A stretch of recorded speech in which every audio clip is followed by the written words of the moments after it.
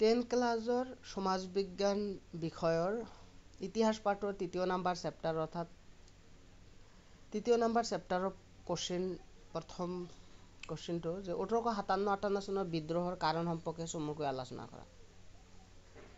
আমি উত্তৰটো কেনেকৈ লিখিব লাগিব যে 1857-58 চনৰ বিদ্ৰোহৰ বহুতো কাৰণ আছে, তাৰ ভিতৰত গুৰুত্বপূৰ্ণ কাৰণকেইটা তলত আলোচনা কৰা হ'ল।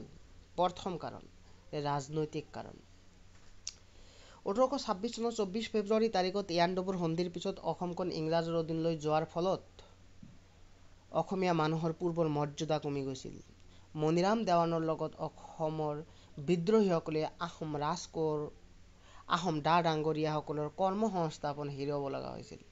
সেয়ে মণিৰাম দেৱানৰ লগত আহোমৰ বৰমূৰীয়া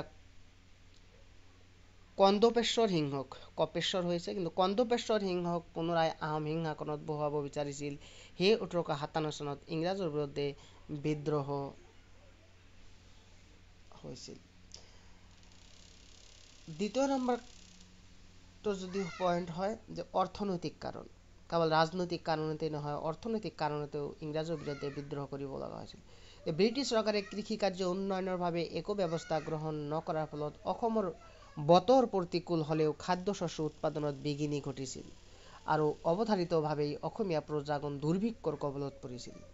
ইংৰাজসকলে ৰাজহ বৃদ্ধিৰ কাৰণে প্ৰজাৰ ওপৰত যধে-মধে কৰ-কাটল ধাৰ্য কৰিছিল আৰু ব্ৰিটিছ চৰকাৰে চৰণীয়া পথাৰত গৰু-ম'হ চৰোৱা বাবদ গ্ৰাজিং কৰ, আবকাৰী কৰ আদি লগোৱাৰ উপৰিও সোণ কমোৱা, নৈৰ মাছ ধৰা, নৈ আদি ডাকত দিয়াত খেতিয়কসকলে জুৰুলা হৈ পৰিছিল।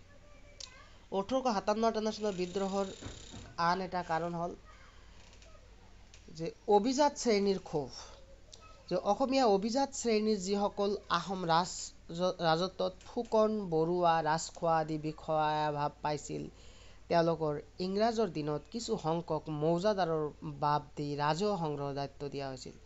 যদিও বহুতো অঞ্চল অসমৰ বাহিৰৰ পৰা বিশেষকৈ বংগদেশ, শ্ৰীহট্ট আৰু পশ্চিম ভাৰতৰ মাৰোৱাৰী আদি অঞ্চলৰ পৰা বাঙালী আৰু মাৰোৱাৰী সম্প্ৰদায়ৰ লোকক আনি দায়িত্ব দিছিল।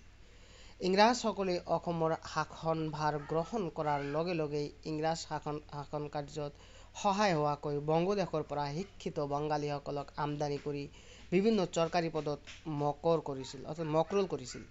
ইংৰাজসকলে মণিৰাম দেৱানকো বিষয়ভাৱ কাঢ়ি নি ইংৰাজ বিদ্বেষী কৰি তুলিছিল, ফলত 1857 চনৰ বিদ্ৰোহ গা কৰি উঠিছিল। চতুৰ্থ নম্বৰ কাৰণটো হ'ল সামাজিক কাৰণ। যে ইংৰাজসকলে অসমত দাস প্ৰথা বন্ধ কৰে। যে অসমত ব্ৰাহ্মণ, পুৰোহিত আৰু অভিজাত লোকসকলেও চাকৰ, লগুৱা, বান্ধি ভেটি আদি ৰাখিব পাৰিছিল। কিন্তু ইংৰাজসকলে এই প্ৰথাটো উঠাই দিয়াত উচ্চ শ্ৰেণীৰ অসমীয়া লোকসকলৰ বহুতো অসুবিধাত হৈছিল। আৰু আজিৰ একেবাৰে শেষৰটো পইণ্ট হ'ল ধাৰ্মিক কাৰণ। ইংৰাজসকলে অসমলৈ অহাৰ সময়লৈকে অসমৰ ব্ৰাহ্মণ, গোহাঁই আৰু সত্ৰাধিকাৰসকলে বিনা খাজনাত লাখ-খৰাচ ভূমি লাভ কৰিছিল। কিন্তু ইংৰাজসকলে এই লাখ-খৰাচ ভূমি কাঢ়ি লোৱাৰ ফলত 1857 চনত মণিৰাম দেৱানৰ লগ লাগি ব্ৰিটিছ শাসনৰ বিৰুদ্ধে সকলোৱে বিদ্ৰোহ ঘোষণা কৰিছিল। এই 5টা পইণ্টেই হ'ল 1857-58 চনৰ বিদ্ৰোহ আৰম্ভ হোৱাৰ মূল কাৰণ। Thank U.